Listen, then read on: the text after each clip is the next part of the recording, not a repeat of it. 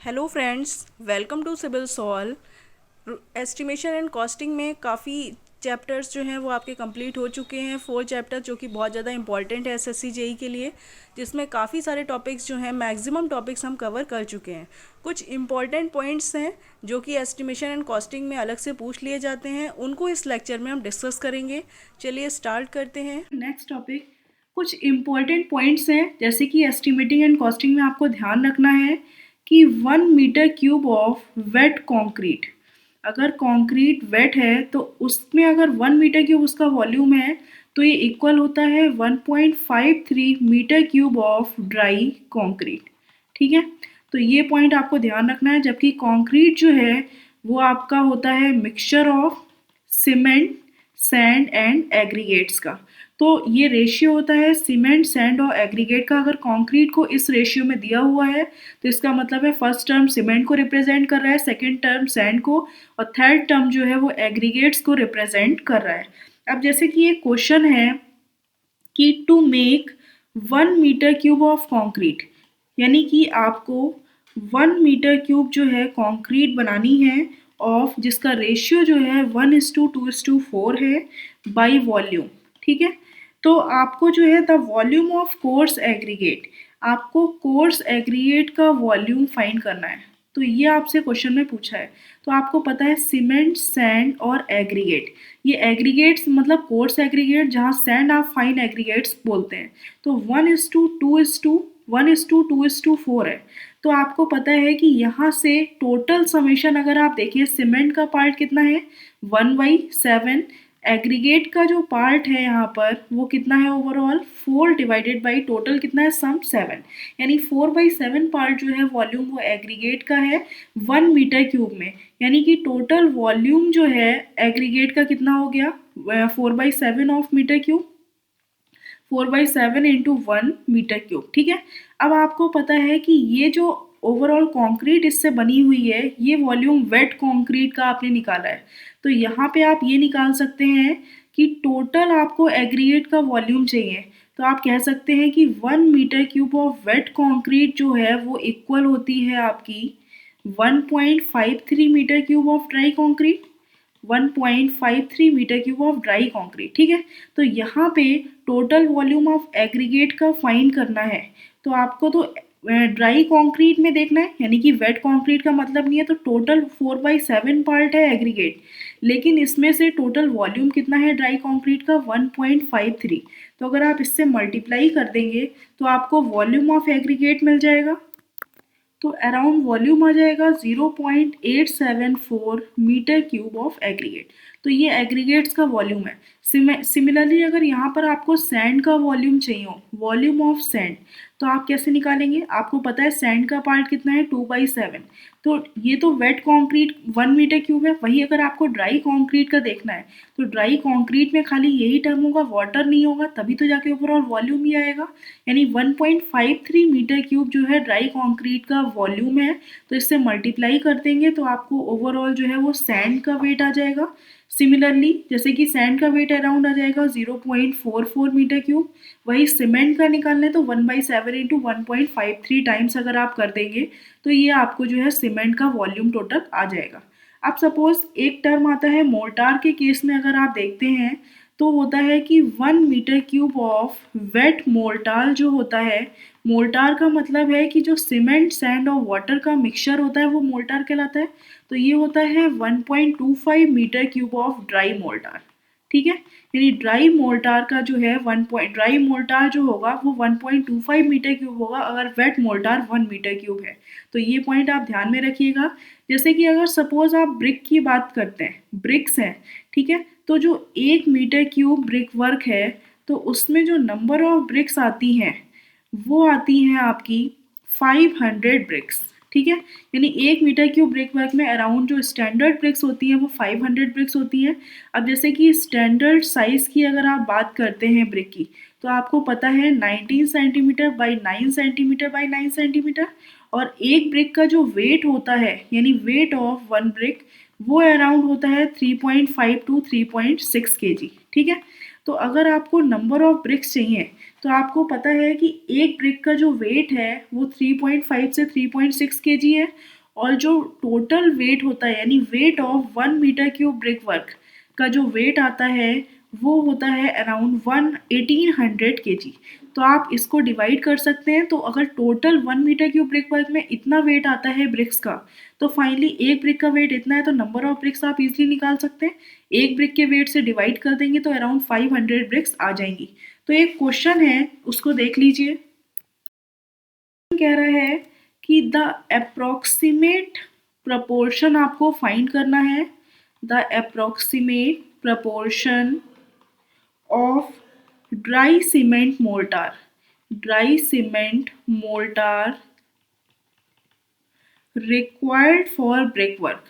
तो आपको ये बताना है कि ब्रिक वर्क के लिए जो ड्राई सीमेंट मोर्टार है वो कितना रिक्वायर्ड है। ठीक है, तो ऑप्शंस जो है वो आपको गिवन है, 60% प्रपोर्शन है मोर्टार का, या 45% है, या 30% है, या 10% जो है वो प्रपोर्शन रिक्वायर्ड है। इस टाइप का क्वेश्चन आ रहा है। अब आपको इसको जो है सॉल्व करना है। है जब आप ब्रिक वर्क बनाते हैं, यानी कि सपोज इस टाइप से ब्रिक्स लगाएंगे तो ये यहाँ पे मोर्टार फिल करते हैं, फिर ऊपर लेयर में मोर्टार फिल करते हैं, और जो फ्रॉक का एरिया होता है यहाँ पर भी मोर्टार फिल करते हैं। तो आपको कितना ड्राई सीमेंट मोर्टार रिक्वायर्ड है एक मीटर क्यूब ब्रिक वर्क के लिए। ठीक है, तो आपको पता है कि for 1 metre cube brick work, यानी कि 1 मीटर क्यूब ब्रिक वर्क में टोटल नंबर ऑफ ब्रिक्स कितनी होती है, 500। और अगर आपको मोर्टार चाहिए तो ये तो पूरा 1 मीटर क्यूब एरिया है, वॉल्यूम है यहाँ पे 1 मीटर क्यूब। तो अगर इसमें से ब्रिक्स का वॉल्यूम अगर आप माइनस कर दें, जितना ब्रिक वॉल्यूम कवर कर रही हैं तो उतना अगर आप माइनस कर दें तो रिमेनिंग पोर्शन किसका आ जाएगा, मोर्टार का वॉल्यूम मिल जाएगा। तो आपको यहाँ पे कह सकते हैं कि मोर्टार नीडेड कितना होगा, यानी कि टोटल वॉल्यूम कितना है 1 मीटर क्यूब। इसमें से जो है एक ब्रिक का वॉल्यूम कितना होता है 19 centimetre by 9 centimetre by 9 centimetre, उसको मीटर में कन्वर्ट कर लीजिए। तो आप यहाँ पे लिख सकते हैं कि 0.19 इंटू 0.09 इंटू 0.09। तो ये एक ब्रिक का वॉल्यूम हो गया। टोटल नंबर ऑफ ब्रिक्स कितनी है 500। तो इसमें से अगर आप माइनस कर देंगे तो मोर्टार जितना नीडेड होगा वो 0.23 मीटर क्यूब आ जाएगा।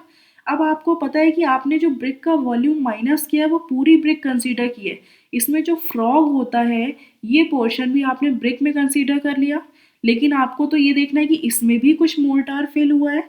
तो ये मान के चलते हैं कि आप ऐड कर देते हैं 15% एक्स्ट्रा फॉर फ्रॉग फिलिंग, यानी कि जो फ्रॉग को फिल करने के लिए मोर्टार यूज़ हुआ है वो टोटल मोर्टार का 15% यूज़ हुआ है अराउंड। तो अब आप कह सकते हैं कि जो वॉल्यूम है वेट मोर्टार का, यहाँ पे तो वेट की बात हो रही है, तो वेट मोर्टार का वॉल्यूम कितना है 15% और बढ़ा दिया, यानी 1.15 इंटू 0.23। तो जब आप इसको सॉल्व करेंगे तो 0.265 मीटर क्यूब जो है वेट मोर्टार का वॉल्यूम आ जाएगा। लेकिन आपको पता है कि आपको ड्राई मोर्टार का वॉल्यूम चाहिए। ठीक है, तो ड्राई मोर्टार क्या हो जाएगा, वॉल्यूम ऑफ ड्राई मोर्टार। आपको पता है कि 1 मीटर क्यूब वेट मोर्टार होता है, तो ड्राई मोर्टार कितना होता है 1.25 मीटर क्यूब। तो यहाँ पे 1.25 इंटू 0.265 अगर आप मल्टीप्लाई कर देंगे तो फाइनली आपको क्या आ जाएगा, ड्राई मोर्टार का वॉल्यूम मिल जाएगा इक्वल टू 0.33 मीटर क्यूब।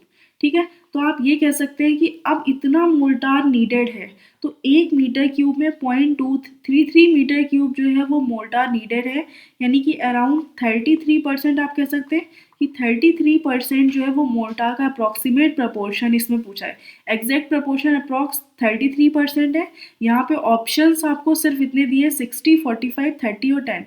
तो आप कौन सा ऑप्शन टिक कर देंगे, 30% जो है अप्रॉक्सीमेट प्रपोर्शन जो है वो मोर्टार का नीडेड होगा।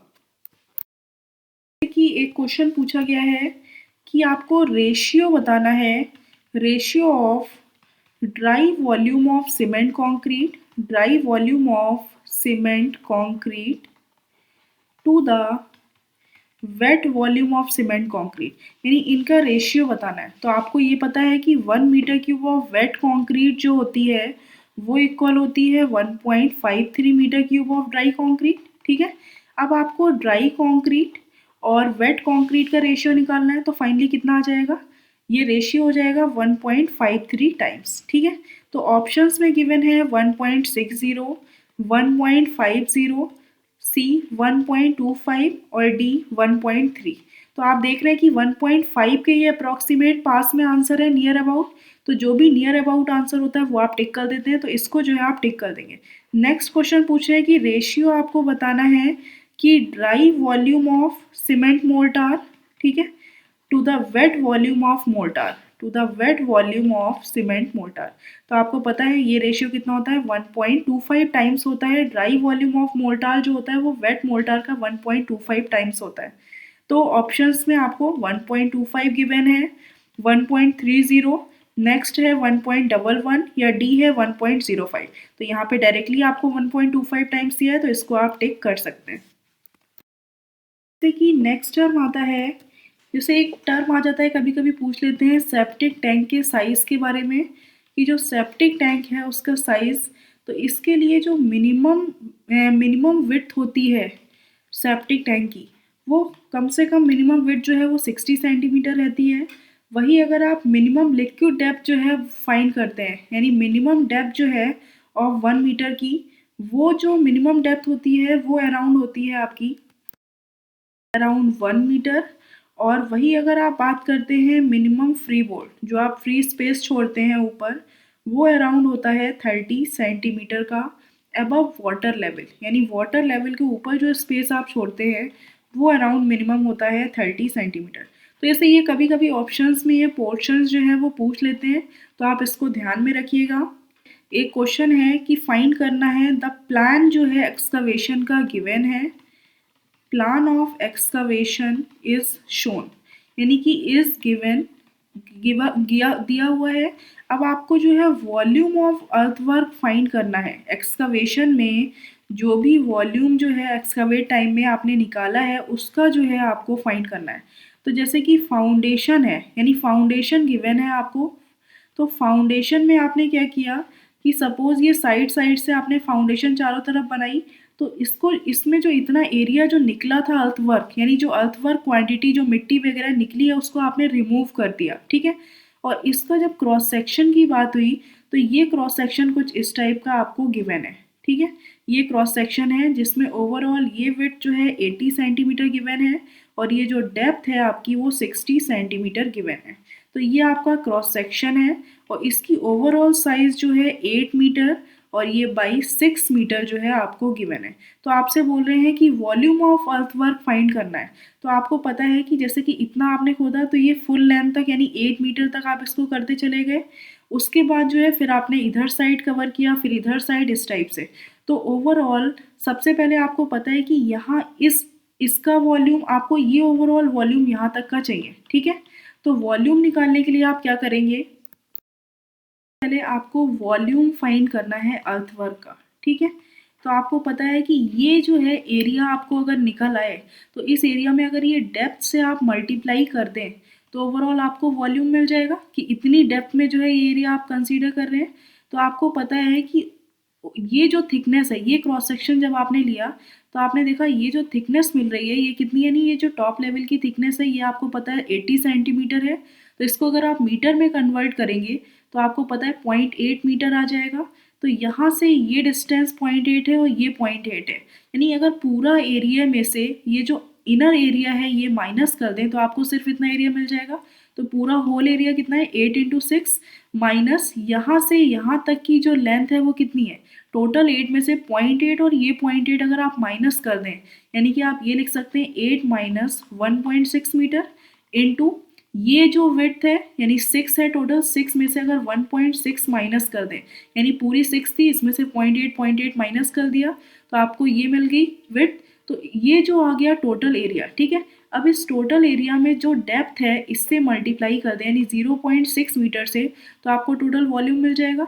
तो टोटल वॉल्यूम आ जाएगा आपका 11.904 मीटर क्यूब। तो इस टाइप के क्वेश्चंस जो हैं वो आ जाते हैं। इसे ये सेक्शन दे रखा है और आपसे बोल देंगे वॉल्यूम ऑफ अर्थवर्क फाइंड करिए, तो इस तरीके से आप सॉल्व कर सकते हैं। Thank you friends.